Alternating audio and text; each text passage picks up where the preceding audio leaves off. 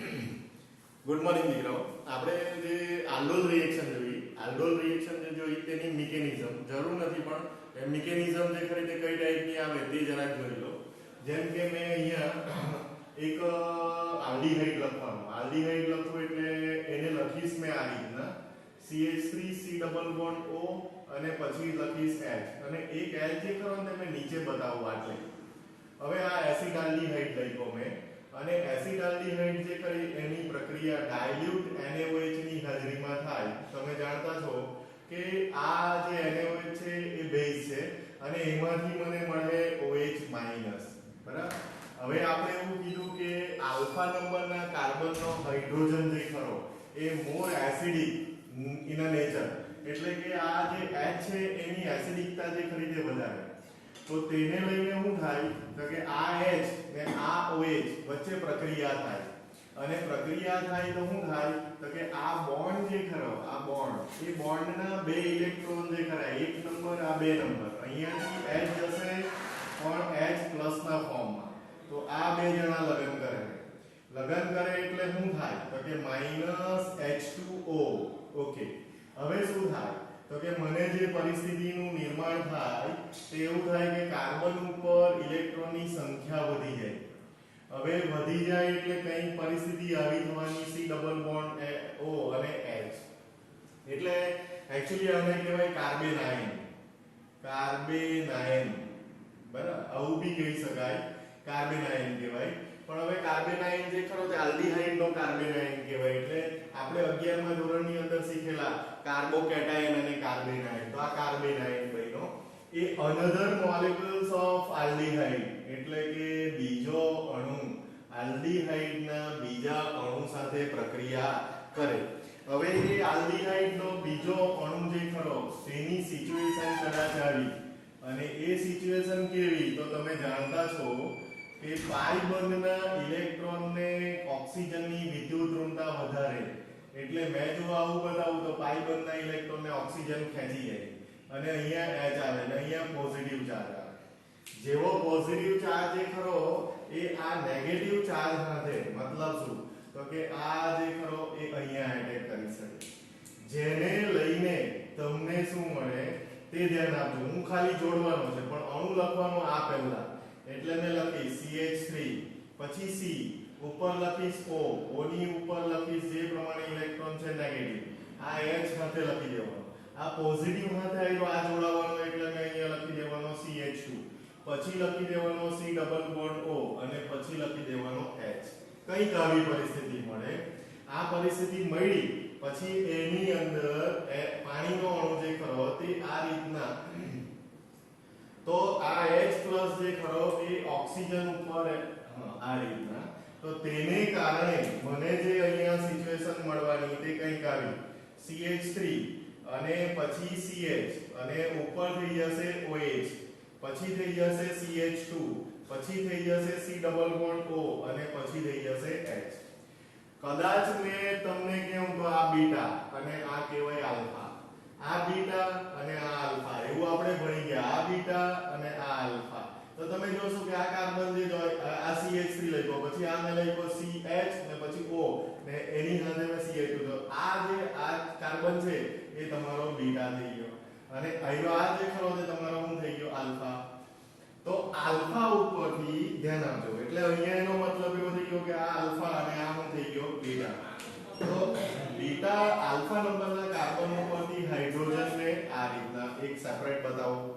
હવે એ જે સેપરેટ બતાવું તેમાં હું કન્વર્ઝન આવું બતાવું OH-, કેમ કે ઓક્સિજનની વિદ્યુત ઋણતા કાર્બન કરતા વધારે. અહીંયાથી જશે H+, તો અહીંયાથી જાય OH-, એ બંને રિએક્શન કરે તો તમને ખબર પડી ગઈ. પણ H+ જે જવાનો વિધાઉટ બોન્ડ થી જવાનો, એટલે આ બોન્ડ જે ખરો તે મેં તમને ગઈકાલે બી કીધેલું કે બોન્ડ વાળવાનો પણ ડાબી સાઈડ એટલે મેં આમ ઊભો છું તો બોન્ડ વાળી દેવાનો ડાબી સાઈડે વાળી દેવ તો -H2O કરીને તમને જે સિચ્યુએશન મળે તે અહીંયા લખતો છું CH3 પછી CH. હવે જોજો OH અહીંયાથી નીકળી ગયો, આ બોન્ડ અહીંયા આવ્યો એટલે ડબલ બોન્ડ, પછી પાછો CH અને પછી પાછો C ડબલ બોન્ડ O ને H. આ તમારી જે નિપજ થઈ ગઈ તે તમે જોશો કે આ નિપજ જે ખરી તે ડબલ બોન્ડ યુક્ત થઈ ગયા. આ 1 નંબર, આ 2 નંબર, આ 3 નંબર અને 4.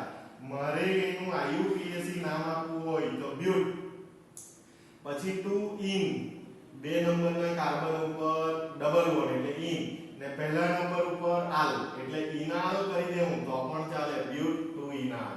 તો આવી રીતના તમે મિકેનિઝમ બતાવી શકો. એક વખત પાણીનો અણુ ઉમેર્યો છે અને એક વખત પાણીનો અણુ જે ખરો તે બહાર કાઢી નાખ્યો છે. આ જે સિચ્યુએશન બતાવી મેં તમને એ mechanism of aldol reaction. Aldol રિએક્શનમાં એક્ચ્યુઅલી ખરેખર આપણે આલ્ડીહાઇડના બે અણુ વાપરીએ એટલે આ એક અણુ વાપર્યો, સેકન્ડ નંબર આવ્યો આ વાપર્યો એટલે આ ફર્સ્ટ નંબરનો અણુ કહેવાય, તો આ સેકન્ડ નંબરનો અણુ કહેવાય. એટલે આ ફર્સ્ટ ને સેકન્ડ જોડાય અને આવી સિચ્યુએશન થઈને આપણને આ એક નિપજ મળે. અને જો આ જે નિપજ મળી ને આ જેમ કે આ જે નિપજ મળી તો એ આલ્ડોલ નિપજ કહેવાય. જોડાઈ જવું એ આલ્ડોલ કહેવાય, આલ્ડોલ કહેવાય. અને કન્ડેન્સેશન એટલે વોટર મોલેક્યુલ્સ રિમૂવ થઈને આપણને જે જવાબ મળે એ કન્ડેન્સેશન એટલે કે સંઘનન પ્રક્રિયા કહેવાય. આલ્ડોલ સંઘનન પ્રક્રિયા કહેવાય. તો આ બી અગત્યનું છે. તમે સિમ્પલ વે વિચારી શકો અને આ જ પ્રમાણે કરો તો કોઈ વાંધો નહીં. આગળની રિએક્શનમાં બી મેં તમને આ રીતના બતાવી ગયો. ઓકે, હવે હું છે ને ક્રોસ આલ્ડોલ સંઘનન બતાવવાનો. હું બતાવવાનો ક્રોસ આલ્ડોલ. ચાલ દીકરાઓ, હવે આપણે ક્રોસ આલ્ડોલ સંઘનન, આલ્ડોલ સંઘનન તો જોઈ ગયા, હવે ક્રોસ આલ્ડોલ સંઘનન જોવાના. ક્રોસ આલ્ડોલ સંઘનન જે ખરું તેની અંદર બે અણુ વાપરેલા છે. ઇથેનાલ એસિટાલ્ડીહાઇડ કહેવાય, પ્રોપેનાલ 3 કાર્બન વાળો છે, પ્રોપિયોનાલ્ડીહાઇડ કહેવાય, પ્રોપિયોનાલ્ડીહાઇડ. હવે ચોપડીની અંદર 4 જવાબ તમને આપી દીધેલા છે. 4 જવાબ જે આપેલા આપણે બી અહીંયા પ્રયત્ન કરવું 4 જવાબ મેળવવાનો. પણ પહેલા હવે એવું કહેવાય કે આ જે ઇથેનાલ છે ને આ જે પ્રોપેનાલ છે એને ડોલની અંદર એક બકેટની અંદર નાખી દઈએ આપણે અને એની અંદર ડાયલ્યુટ NaOH કે તમને કદાચ ચોપડીની અંદર એવું બી મારેલું હોય કે NaOH જ લખેલો છે પણ ડાયલ્યુટ NaOH કે પછી BaOH ટ્વાઇસ બી કોઈ વખત લખેલો હોય તો તે બી જરાક તમે જોઈ લેજો. કેમ કે કોઈ વખત BaOH ટ્વાઇસ લખેલું હોય ને કોઈ વખત તમને NaOH લખેલો હોય, પણ અત્યારે હાલની પરિસ્થિતિમાં તમે ચોપડીની અંદર NaOH લખ્યું છે એટલે ચિંતા નથી. ઓકે, હવે શું થાય તો કે આ જે ઇથેનાલ અને પ્રોપેનાલ છે ને એક બકેટની અંદર હું નાખી દઉં.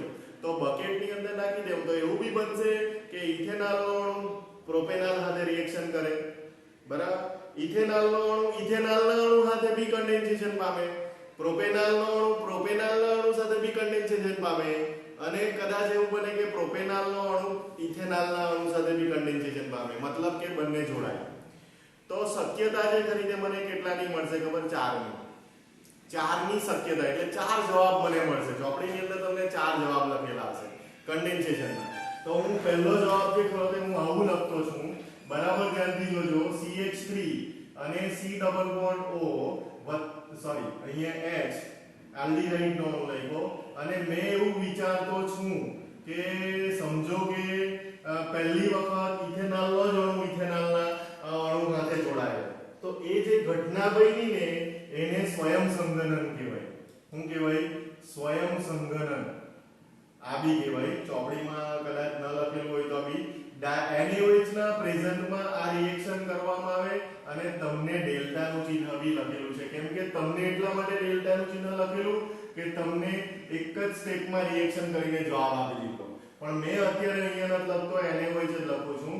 હવે મારું કામ શું તો કે મેં તમને બતાવેલું એમ પહેલા તો કે C ડબલ બોન્ડ O વાળો કાર્બન એટલે બીટા, તો એની એક્ઝેક્ટ બાજુ વાળો આલ્ફા. તો અહીંયાના એક H ને અહીંયા ચિપકાવવાનો એવી આપણે વાત કરેલી, જો તમને યાદ હોય તો ચિપકાવીએ એટલે આપણને જવાબ શું મળે તો કે C અહીંયા થઈ જશે OH ડબલ બોન્ડ તૂટી જશે. આ H ને અહીંયા લખી દેવાનો. હવે આપણે એવું પણ કીધેલું કે આમાં બી તમે બીટા ને આલ્ફા બતાવો એટલે શું થાય તો કે જ્યારે બે અણુ જોડાય ત્યારે આનો બીટા પેલાના આલ્ફા સાથે જોડાઈ શકે. બીટા બીટા કે આલ્ફા આલ્ફા કદી જોડાઈ શકે નહીં, તો આનો બીટા આના આલ્ફા સાથે જોડાય તો આ CH થઈ ગયો, H મેં સાથે લખી દીધો. અહીંયા થઈ જાય CH2, શું થઈ જશે? CH2. જોજો ધ્યાનથી, CH2 થઈ જાય. પછી જેવું છે એવું લખી દેવાનું O અને પછી H. ઓકે, હવે મેં ડેલ્ટા કરું, ડેલ્ટા એટલે -H2O કરવાનું મારે. તો તમે જાણતા છો કે અહીંયા કયો ગુણ છે તે પહેલા ઉતારી પાડવાનો, તો કે આ બીટા છે અને આ છે આલ્ફા. સીધો ઉતારી પાડ્યો. આ તો કે આ હવે આપણે એવી વાત કરેલી કે બીટા પરથી OH જાય તો બાજુવાળા પરથી આલ્ફા પરથી શું જવા જોઈએ H, તો મતલબ અહીંયા થઈ ગયો H, તો આ H જવાનો, આ OH જવાનો, આ બોન્ડ અહીંયા આવી જશે, એવું આપણે બતાવ્યું. તેને કારણે CH3 CH double bond CH પછી C ડબલ બોન્ડ O અને પછી H. આ સિમ્પલ અને સરળ. હવે આને કહેવાય આલ્ડોલ, કેમ કે બે અણુઓ જોડાયા એ ઘટનાને કહેવાય આલ્ડોલ. શું કહેવાશે? આલ્ડોલ. પણ આને કહેવાય આલ્ડોલ સંઘનન નિપજ. આલ્ડોલ શું કહેવાશે? સંઘનન નિપજ. સંઘનન નિપજ કહેવાશે. નિપજ કહેવાશે. ઓકે, હવે એનું તમારે IUPAC નોમેનક્લેચર કરવું હોય તો બી તમે કરી શકો. તો કે 1 2 3 4 તો હું કરી શકો તો કે 4 કાર્બન એટલે બ્યુટ. ઓકે, પછી 2 ઇન. ઓકે, અને 1 આલ તો હું આલ ની સાથે લખી દઉં તો બ્યુટ 2 ઇન આલ તમે લખી શકો. આ તમારી ફર્સ્ટ નિપજ થઈ ગઈ. ફર્સ્ટ નિપજ થઈ ગઈ આ તમારી. ઓકે, હવે એક સિચ્યુએશન જે કરી તે મેં આ કરી નાખી. હવે બીજી સિચ્યુએશન મેં એવી લખું, કદાચ ત્રીજી મારાથી ચોથી મારે ભૂસીને લખવી પડે, તો 2 નંબર પર મેં લખું CH3 અને C ડબલ બોન્ડ O, અથવા એવું કરું કે સ્વયં સંઘનન પહેલા બતાવી દઉં તો CH2 પછી C ડબલ બોન્ડ O અને H વત્તા CH3 C double bond O અને સ્વયં સંઘનન બતાવવાનું તો એનો એ જ અણુ પાછો બતાવવાનો. એનો એ જ અણુ એટલે મેં પ્રોપેનાલ લીધો તો મારે પ્રોપેનાલ જ પાછો બતાવવાનો, એટલે આ સ્વયં સંઘનન કહેવાય. ચાલો, સ્વયં સંઘનનમાં મેં લખવાનો સ્વયં સંઘનન કહેવાશે. સંઘનન કહેવાશે. અને NaOH ની હાજરીમાં પ્રક્રિયા થતી છે આપણને ખબર જ છે. ચાલો, આપણે બીટા આને કહેવાના, આલ્ફા આને કહેવાના, અને આલ્ફા નહીં કહેવાશે. આનો બીટા, આનો આલ્ફા. આ આલ્ફા થઈ ગયો. હવે આપણી શરત એવી હતી કે આલ્ફા ઉપરથી એક H ચિપકાવી દેવાનો અહીંયા, તો ચિપકાવી દઈએ એટલે આપણને નિપજ મળે CH3 CH2 પછી C ઉપરથી જશે OH. આ H મેં હાથે જ લખી દેમ, નીચે લખો તો બી કોઈ વાંધો નહીં. હવે તો કે આ બીટા સાથે આ જોડાવો જોઈએ, વચ્ચે આ નહીં આવવો જોઈએ. તો એ આવે તો એને ક્યાં બતાવવાનો? પહેલા તો મેં આ કાર્બન સાથે આ કાર્બનને જોડી દેવાનો, એટલે મેં બતાવી દેમ CH2. ઓકે, હવે જો CH2 લખાઈ નહીં કેમ કે અહીંયા એક H ગયો એટલે એક્ચ્યુઅલી CH આવે. આ ભૂલ થઈ જાય આપણાથી ઘણીવાર.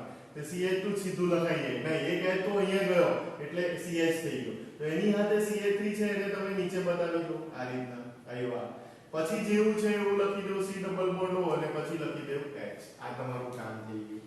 ચાલ, હવે મેં ડેલ્ટા લખું અને મારે વોટર મોલેક્યુલ્સ જે ખરો તે કાઢી નાખવાનો છે. તો આપણને ખબર છે કે વોટર મોલેક્યુલ્સ ક્યાંથી નીકળે, તો દર વખતે મારે તમને બતાવવું નહીં પડે. આ H જે ખરો તે તમે જોઈ શકો. આવ્યા આ તમારો બીટા અને આ જે તમારો છે તે આલ્ફા. તો આલ્ફા ઉપરથી OH જાય, અહીંથી H જશે. તો આ H ને તમારે બતાવવાનો કેવી રીતના? અહીંયા અને અહીંયાથી જશે. તો આ બોન્ડ મેં તમને બતાવ્યું છે ડાબી સાઈડે વાળી પાડવાનો. વાળી પાડો એટલે તમને જવાબ મળે CH3 CH2 પછી CH ડબલ બોન્ડ પછી નીચે CH3 છે અને C ડબલ બોન્ડ O અને પછી H. કોઈ બી નિપજના કે કાર્બનની વેલેન્સીમાં કોઈ પણ જાતનો ફેરફાર આવવો જોઈએ નહીં. કે જેવું છે તેવું જ લખાવવું જોઈએ. ઓકે, સપોઝ લાઈક મારે આનું નામકરણ કરવું છે તો મારી પાસે 5 કાર્બન થયા એટલે મેં લખીશ પેન્ટ. હું લખીશ પેન્ટ.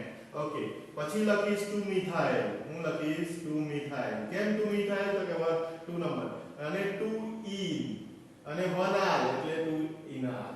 2 મિથાઇલ પેન્ટ 2 ઇનાલ તરીકે આને દર્શાવી શકો. તો આ બી તમારી સ્વયં સંઘનનની નિપજ થઈ ગઈ.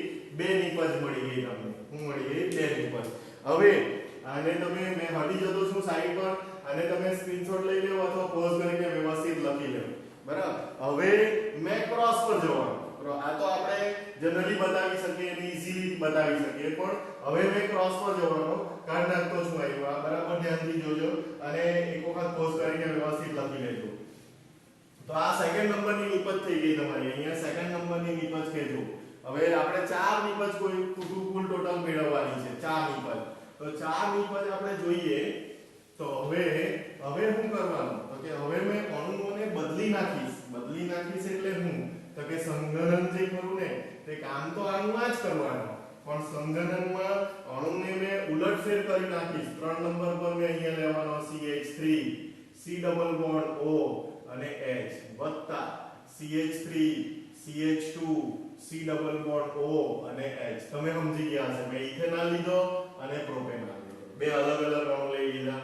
ચાલો હવે મેં એની પ્રક્રિયા કરવાનો OH, પણ આ છે ને ક્રોસ થઈ ગયું કે ક્રોસ, કેમ કે બે અણુઓ અલગ અલગ થઈ ગયા ક્રોસ. હવે મેં તો તમે જાણતા છો બીટા અને આલ્ફા કેવું, ભાઈ આ બીટા આ આલ્ફા, આ બીટા આ આલ્ફા. આલ્ફા પરથી એક H અહીંયા લખવાનો એટલે પેલું તો ઓછો કરતા આપણને ખબર પડે. CH3 C double bond, sorry double bond ની આવશે, લખતા લખતા બી ભૂલ થઈ જાય. OH આ H સાથે લખી દેમ. હવે આની સાથે આ જોડાવો જોઈએ, આ નહીં, રસ્તામાં નડે તો નીચે મૂકો, તો કે અહીંયાથી એ CH એક H ગયેલો એટલે એની નીચે આવી જાય CH3, પછી C ડબલ બોન્ડ O અને પછી H. આ તમારી નિપજ થઈ ગઈ. ઓકે, હવે તમે શું કરવાના તો કે ડેલ્ટા કરીને -H2O કરો.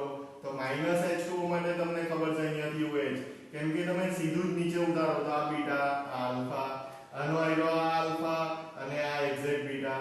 તો બીટા ઉપરથી OH જાય તો આલ્ફા ઉપરથી H જશે. તો આ H ને મેં અહીંયા બતાવું, તમને ખબર પડે અહીંયાથી આ બોન્ડ અહીંયા આવી જશે. સીધી સિમ્પલ વાત છે.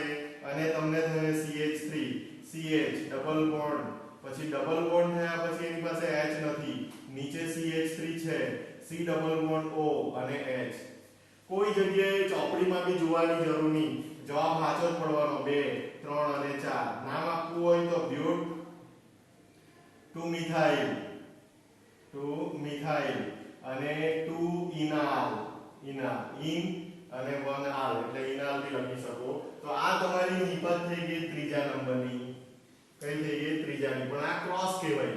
ઓકે, હવે હું લખું તે જો તો કે મેં શું કરું 4 નંબર પર તો કે નવું કઈ નથી કરતો મેં. CH3 CH2 C double bond O અને H, પછી લખું CH3 C double bond O અને H. શું કર્યું મેં તો કે આને પહેલા લઈ લીધો અને પાછળ કરી નાખ્યો, મેં કઈ નવું નથી કરતો. અને આને બીટા કહેવાનો, આને આલ્ફા, આ બીટા આ આલ્ફા. ઓકે, હવે આપણી જે રૂલ્સ છે એ પ્રમાણે અમારો એક H અહીંયા ચિપકાવી દેવાનો, ઓછો કરી નાખવાનો ને આપણે સંઘનન કરવાના NaOH ના પ્રેઝન્ટમાં. આ બી કેવું કહેવાશે ક્રોસ, કેવું કહેવાશે ક્રોસ. ઓકે, હવે હું નિપજ લખું CH3 CH2.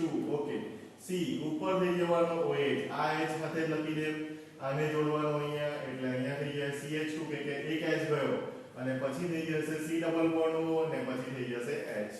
Okay, water molecules કાઢવાના -H2O ડેલ્ટા કરીને કાઢો.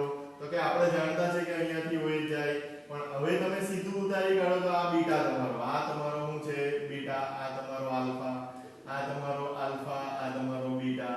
લખતા જાવ તો ખબર પડે. તો અહીંયાથી એક H મારે ઉપર બતાવીને અથવા ડાયરેક્ટ બી તમે કરી નાખો તો કોઈ વાંધો નથી. અને આ બોન્ડને અહીંયા વાળી પાડવાનો, કોઈ ચિંતા કરવી નહીં, સીધે સીધું લખવાનું. CH3 CH2 પછી CH, પછી ડબલ બોન્ડ CH, પછી C ડબલ બોન્ડ O અને પછી H. આ તમારી ચોથા નંબરની નિપજ. ચોપડીમાં જોવાનો વારો જ નહીં આવે, લીધી નિપજ આપણને મળી જાય. કેટલા કાર્બન? 1 2 3 4 અને 5. ભાઈ 5 કાર્બન એટલે પેન અને 2 ઇન ને 1 આલ એટલે હાથે બી લખી શકો પેન 2 ઇન 1 આલ.